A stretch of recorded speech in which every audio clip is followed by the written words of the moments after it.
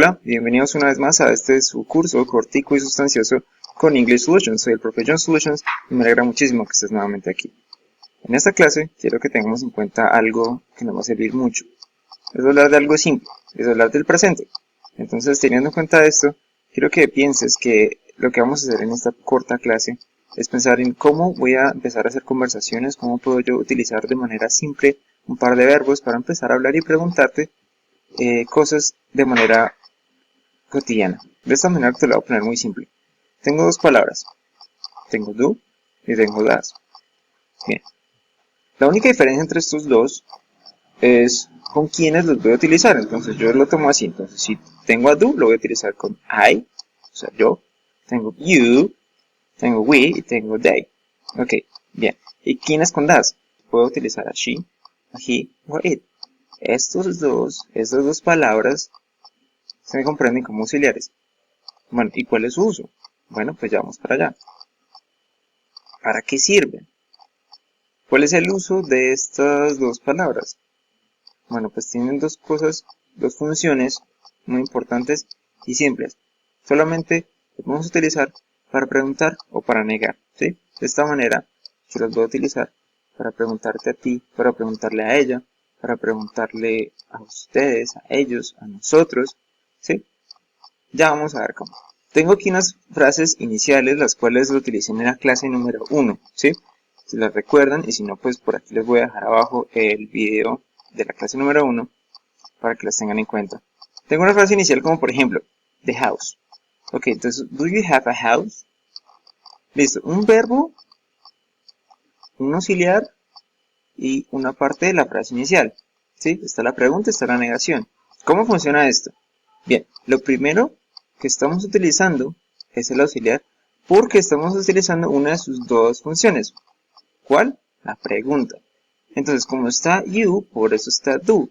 Entonces el orden va a ser un auxiliar y luego ¿quién le preguntas? Por ejemplo, do you, does she, do we. ¿Sí? De esta manera tú empiezas a preguntar. Entonces simple. Por ejemplo, la frase inicial fue the house. Do you have a house? O sea, ¿tienes una casa? Y puse como negación la respuesta negativa que sería no. I don't have a house. No tengo una casa. O sea, que aquí se refleja. Puedes preguntar y puedes negar. Para eso funciona el auxiliar. Ya preguntaste, ¿tienes una casa? Do you have a house? Y luego le dijiste, no, no tengo una casa. I don't have a house. ¿Sí? Tiene una forma como pregunta que es do y tiene una forma como negación que es don't. Es válido también que tú pongas el do y el not. ¿Sí? Separados y está bien. Bien, la segunda frase inicial fue the dog. Do you have the dog? Tú tienes el perro y si la comparamos y si te salta la duda, por ejemplo, ¿por qué no puse el the house y abajo porque si está the dog? Es porque digamos que si tú lo piensas de manera coherente y en inglés no suena coherente, no te suena bien que te preguntes si tienes la casa como si fuera algo que te puedas llevar como un perro que lo puedes llevar a tu lado, ¿sí? Como con una correa. No tiene esa coherencia, al igual que si te preguntas que si tienes el perro, do you have the dog? Y la negación, como todas de arriba hacia abajo, son negaciones. De esta manera tú puedes partir de este ejemplo, por ejemplo, y utilizando ahora la oración número 3, la frase inicial número 3, a boy, un niño. Entonces, does she have a boy? ¿Ella tiene un niño? A la respuesta, utilizando la segunda función del auxiliar, que es negar, ella no tiene un niño. She doesn't have a boy. ¿Sí? Ya preguntaste. O podría incluso preguntar, ¿tú tienes un niño? Do you have a boy? Y si se dan cuenta, en todas, la diferencia es que si tienes, por ejemplo, y ahora si nos fijamos en la 4, en la frase inicial número 4, tienes an apple, una manzana, ¿sí? Recordando por qué a y por qué an, la palabra que sigue, una empieza con vocal y la otra con una consonante, ¿ok? Entonces, does she have a boy? Ella no tiene un niño. La pregunta fue, ¿ella tiene un niño? La respuesta fue no, ella no tiene un niño. She doesn't have a boy. Igualmente puedes utilizar does y doesn't, ¿sí? Teniendo en cuenta si le agregas la negación aparte o lo dejas apostrofado, lo dejas como una sola palabra y lo abrevias, ¿sí? Es una manera fácil. Abreviarlo es una manera muy usual, muy americana de hablar en negación en inglés. Teniendo en cuenta ¿A quién le preguntamos y por qué en uno está do y por qué en otro está does? ¿Sí? El único tres que precisamente es hablando de que does lo utilizas con terceras personas. Esas terceras personas está incluida she, he, and it. ¿Sí? It. O sea, ella, él y un eso. Ese it es un eso, refiriéndose a un objeto. O sea, que solamente does se utiliza con terceras personas. ¿Quiénes son? Puedes utilizar she, puedes utilizar a he o puedes utilizar a it. ¿Sí? Esos tres se refieren a las terceras personas, por eso también lo puse en el número 3. Bien, continuando. Si yo pregunto, do you eat an apple? ¿Tú comes una manzana? Yo podría utilizar el mismo verbo, ojo que este es irregular, este es eat, pero hay una pequeña ventaja que te lo voy a ir contando en este momento. Cuando tú tengas un auxiliar, el verbo que utilices se utiliza en presente. Ojo que luego va la pregunta. Entonces, bueno, volviendo al tema. ¿Tú comes una manzana? Do you eat an apple? Y puedo hacer muchísimas preguntas con do you. Do you like soccer? Do you like music? Do you like cycling? Do you like dogs? Do you like animals? ¿Te gusta? ¿Comes? ¿Cocinas? Do you cook?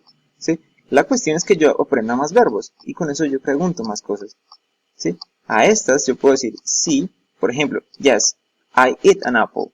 O no, I don't eat an apple. ¿Sí? Esas son las conocidas yes, no questions que les aparecen mucho a los estudiantes en el colegio.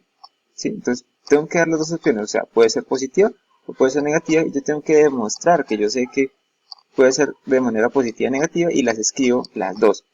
Ahora practicamos un poco.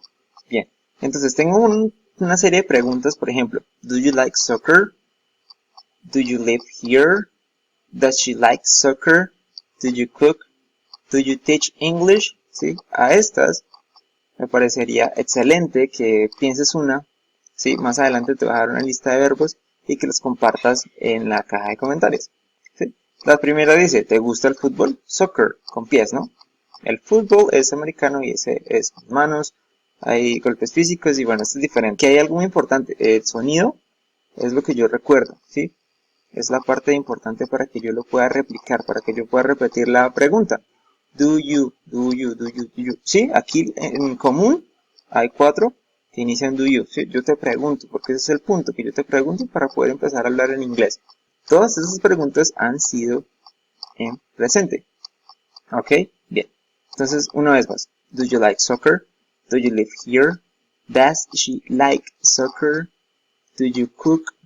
Do you teach English? ¿Sí? De esta manera estamos haciendo preguntas en presente y empezamos a entablar una conversación, que es el punto, ¿no? Ok. Que estas dos palabras de las que hemos estado hablando, tenemos do y tenemos does, tienen dos funciones, ¿sí? Tienen dos funciones puntuales, que una es que preguntan y la segunda es que niegan. Entonces, a la izquierda de tu pantalla puedes ver, por ejemplo, do y does. De esta manera van a aparecer cuando estés preguntando. En la derecha va a aparecer don't y doesn't. De esta manera tú estás diciendo no, ¿ok? Y recordando de la clase anterior, ¿sí? Hay dos tipos de verbos. Tenemos irregulares y regulares, ¿sí? Que la única diferencia es que uno va a cambiar y otro no, ¿sí? Entonces los regulares se mantienen como están en presente, esa es su raíz, ¿sí? Tengo por ejemplo como regular, el primero es word, ¿sí? De frente está su traducción que es trabajar, y en pasado word y word. Le agregué ed y ed, pasa lo mismo con stay, que es quedarse, es otro regular, pero a diferencia de estos dos, ¿sí? En el centro tenemos a go, ¿sí? Go, entonces es ir, en pasado será went y en participio será gone. Entonces su diferencia es el cambio de sus formas en presente, en pasado y en participio, ¿sí? Entonces, échale un vistazo a estos verbos, crea tus preguntas, pregúntame, yo te las voy a responder a medida que vaya revisando tus preguntas, te las voy a dejar respondiendo en la caja de comentarios.